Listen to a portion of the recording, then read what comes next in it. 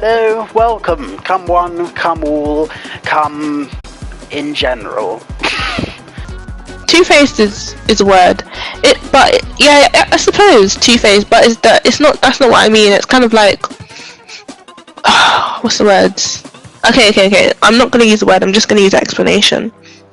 So you know when people are very like, oh yeah, I get it, or you know, they are very open, accepting. You know, they claim that until something strikes them personally. And then that's when they unleash the side of them that isn't so accepting, you know. Oh yeah. And that can go for any type of group that gets discriminated against. Yeah. You know. I feel what you mean. Yeah. Like. Like it's especially annoying with either white supremacist queer people or black queerphobes or POC queerphobes. You know, like you're really going to live your whole life knowing that being discriminated on for certain traits is bad, and then you're just going to do that and flip it around on someone else just because you think the vibes are okay. Exactly. And although, I mean, obviously no excuse for bigotry, however, at least, again, based on my limited experience talking with some people like that, I'd say it's a combination of gut reactions and also general propaganda and stereotypes.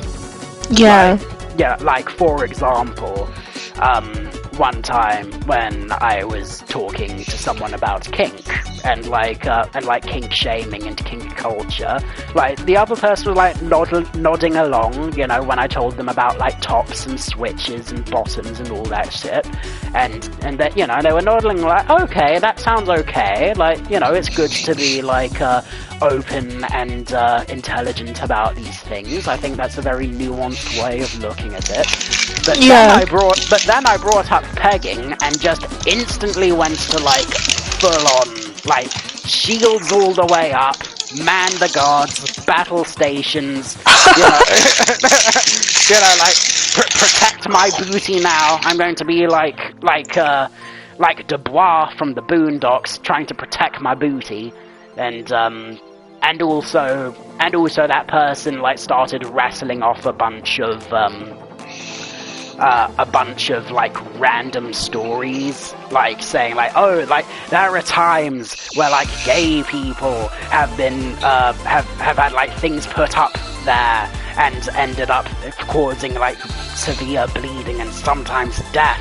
And I'm trying to explain, okay, but it is possible to do these things safely and without danger of death as long as you do certain things in moderation and don't go straight to bad dragon dildos, you know. Exactly, and they can argue that the same thing happened to a girl. Do you know what I mean? Yeah, exactly. Do you know how many times I've seen people be like, oh, they shoved a potato up there or something? Not even that, straight up, apparently, according to this person, a guy with a girlfriend who wears a strap-on and uses that's a sin, that's horrible, that's against God's way. But two ladies in a lesbian relationship who, you know, want a little bit of extra equipment in the bedroom, oh, that's fine, apparently, you know. You're not even gay, lady, what are you on about?